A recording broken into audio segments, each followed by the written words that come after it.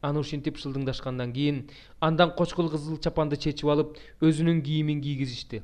Анан аны айкаш жыгачка кадоо үчүн алып жөнөштү. Иса өзүнүн айкаш жыгачын көтөрүп баш сөөгү деп аталган жерге жөнөдү. Бул жердин еврейче аталышы Голгофа. Алар талаадан келе жаткан Шимон деген киринеялык бир кишиге Исанын айкаш жыгачын мажбурлап көтөртүп коюшту. Ал Искендер менен Руттун атасы эле. Аскерлер Исаны алып бара жатышканда талаадан келе жаткан Шимон деген киринеялык кишини кармап алышты да, ага айкаш жыгачты көтөртүп, Исанын артынан ээрчитип коюшту. Исанын артынан өтө көп эл ээрчип бара жатты. Алардын арасында ал үчүн боздоо бийлаган аялдар бар эле. Иса аларга бурулуп мындай деди: Иерусалимдик кыздар, мен үчүн ыйлабагыла. Өзүңөр үчүн, балдарыңар үчүн ыйлагыла. Анткени тукумсуз, бала төрөбөгөн, эмчек эмизбеген аялдар бактылуу деп айтыла турган күндөр келет. Ошондо тоолорго биздин үстүбүзгө кулагыла, дөбөлөргө болсо бизди басып калгыла деп айта башташат. Жашылдаракка ушундай кылышса, анда куурагандарак эмне болот? Иса менен бирге эки кылмышкерди да өлтүргөнү алып бара жатышты. Ошентип алар Исаны Голгофа, бул баш сөөгү деп которулат, деген жерге алып келишти. Ага өт кошулган шарап беришти. Ал анын даамын татып көрүп, ичпей койду. 3 саат чамасында аны айкаш жыгачка кадашты. Исанын жанына эки кылмышкерди, бирин анын оң жагына, бирин сол жагына айкаш жыгачка кадашты. Ошентип ал кылмышкер катары эсептелди деген пайгамбарчылык орундалды. Иса болсо: "Ата, буларды кечире көр, анткени эмне кылып жатышканын билишпейт" деди. Пилат тактайча жасаттырып анын бетине Назареттик Иса, жүйүттөрдүн падышасы деп жаздырды да айкаш жыгачтан өйдө жагына илдирип койду. Бул жазууну жүйүттөрдүн көпчүлүгү окушту, анткени Иса айкаш жыгачка кадалган жер Иерусалим шаарынан алыс эмес болчу. Жазуу еврей, латын жана грек тилдеринде жазылган эле. Жүйүттөрдүн башкы ыйык кызмат кылуучулары болсо Пилатка мындай дешти: "Жүйүттөрдүн падышасы деп эмес, ал мен жүйүттөрдүн падышасымын деди деп жаз." Пилат аларга: "Болду, жазарымды жаздым" деп жооп берди. Аскерлер болсо Исаны айкаш жыгачка кадагандан кийин анын кийимин бөлүп алышты. Анын кийимин 4 аскер бөлүп алды. Анын узун көйнөгүн да алышты. Ал тигилген эмес, токулган көйнөк эле. Ошондуктан алар бири-бирине муну айрыбай өкчөмө ташыргытып, кимге тиерин билели дешти. Ыйык жазуудагы "Менин көйнөгүмдү өз ара бөлүп алышты, менин кийимим үчүн өкчөмө ташыргытышты" деген сөз аткарылышы үчүн ушундай болду. Аскерлер ушундай кылышты. Андан кийин ошол жерге олтуруп аны күзөтүштү. Ал жерден өтүп бара жаткандар баштарын чайкап: "Ибадаткананы бузуп 3 күндө тургузуучу, эгерде Кудайдын уулу болсоң, куткар өзүңдү. Түш айкаш жыгачтан" деп тилдеп жатышты. Эл ошол жерде карап турду. Башкаруучулар болсо: "Ал башкаларды куткарды.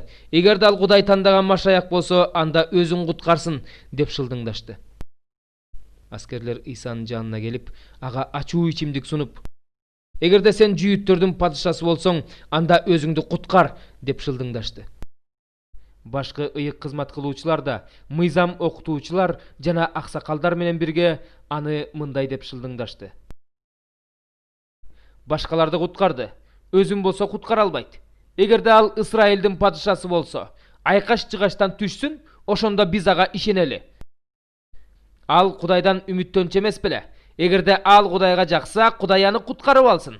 Анткени ал Кудайдын уулумун дебеди беле?" Анын жанындагы айкаш жыгачтарга кадалган кылмышкерлер да аны тилдеп жатышты. Айкаш жыгачка кадалган эки кылмышкердин бири: "Эгерде Машаяк болсоң, анда өзүңдү да бизди да куткар" деп ага тил тийгизди. Экинчиси болсо аны тыйып: "Кудайдан коркпойсуңбу? Өзүң деле ушул жазага тартылбадыңбы? Бизге туура өкүм чыгарышты, анткени биз кылган иштерибизге жараша жазабызды алып жатабыз. Бул болсо эч кандай жаман иш жасаган жок да" деди. Анан ал Исага: "Иса, өзүңдүн падышачылыгыңа барганда мени эстей көр" деди. Иса ага: "Мен сага чындыкты айтып коеюн, бүгүн сен мени менен бейиште болосуң" деди. Иса кадалган айкаш жыгачтын жанында анын энеси, тайжеси, Клеопанын аялы Мариям жана Магдалалык Мариям карап турушкан эле. Иса энесин жана анын жанында турган сүйүктүү шакиртин көргөндө: "Аял, бул сенин уулуң" деди. Андан кийин шакиртине бул эми сенин энең болсун деди. Ошол убакыттан баштап ошол шакирти Ыйсанын энесин колуна алды. Болжол менен түшкү 6-сааттан 9-саатка чейин күн көрүнбөй, бүт жерди караңгылык каптап турду. 9-саат чамасында Ыйса «Эли, Эли, лама шабактани» деп катуу кыйкырды.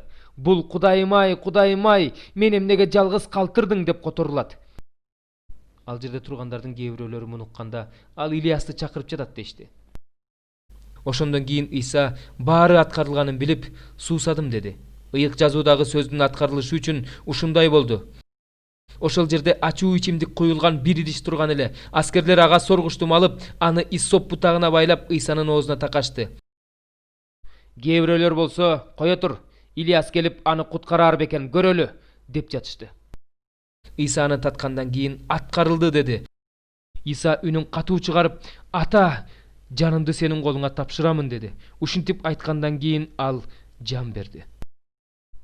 Ошол учурда ибадаткананын көшөгөсү жогорудан ылдый айрылып, экиге бөлүнүп калды. Жер титиреп, аскалар жарылды. Мүрзөлөр ачылып, ыйык маркумдар тирилишти.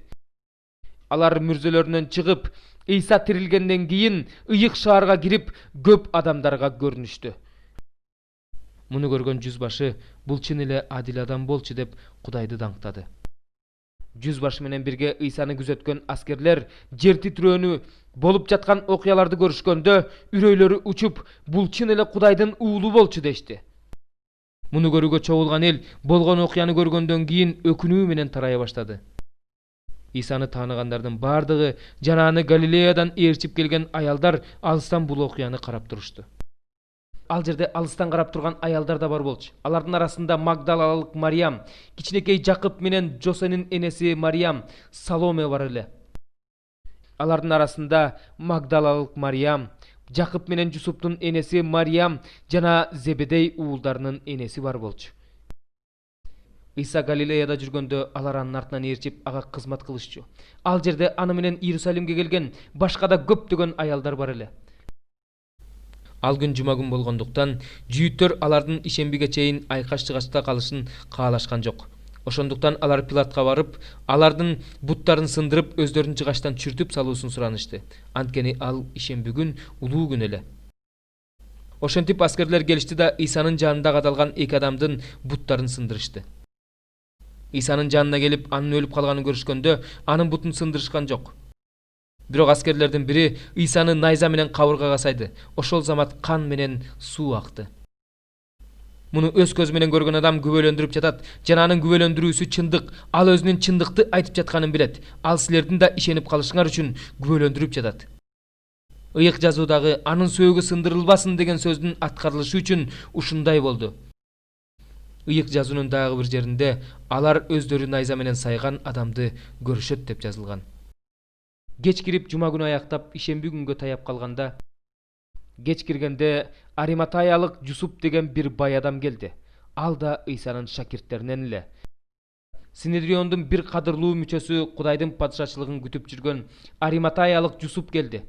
Ал Пилатка кирүүгө батынып, Ыйсанын сөөгүн сурады. Бирок ал кеңештин Ыйсаны өлтүрүү үчүн чыгарган чечимине жана кылган иштерине макул болгон эмес. Пилат анын өлүп калганына таң калды. Анан ал жүзбашыны чакырып, өлгөнүнө көп болду деп сурады. Жүзбашыдан билгенден кийин Жусупка сөөктү бердиртти. Пилат уруксат берди. Жусуп барып сөөктү түшүрүп алды. Бир жолу Ыйсага түн жамынып келип кеткен Никодим да ушул жерге келди. Ал жыпар жыттуу смирна майы менен алой чээринин аралашмасынан 100 фунттай ала келди. Алар жүйүттөрдүн сөөк коюу салты боюнча Ыйсанын сөөгүн жыпар жыттуу май менен майлап кепиндешти. Ыйса айкаш-чыгачка кадалган жерде бир бак бар эле. Ал бакта эч ким койло элек бир мүрзө бар болчу. Ал күн жүйүттөрдүн жума күнү болгондуктан, анын үстүнө мүрзө жакын болгондуктан, алар Ыйсанын сөөгүн ошол мүрзөгө коюшту. Анан ал аны асканын бооруна оюлган өзүнүн жаңы мүрзөсүнө алып барып койду. Мүрзөнүн оозун бир чоң ташты тоголотуп келип жапты да кетип калды. Жума күнү аяктап ишемби күнгө таяп калган эле. Магдалалык Мариям менен дагы бир Мариям ошол жерде мүрзөнүн маңдайында отурушкан. Magdalалык Мариям менен Жосенин энеси Мариям болсо, анын кайсы жерге коюлганын карап турушту. Иса менен Галилеядан келген аялдар да Жусупту ээрчип келишип, мүрзөнү жана анын сөөгү кандай коюлганын көрүштү. Анан алар шаарга кайтып барышып, жыпар жыттуу заттарды жана майлоочу майларды даярдашты. Мыйзамдын талабына ылайык алар ишемби күнү эс алышты.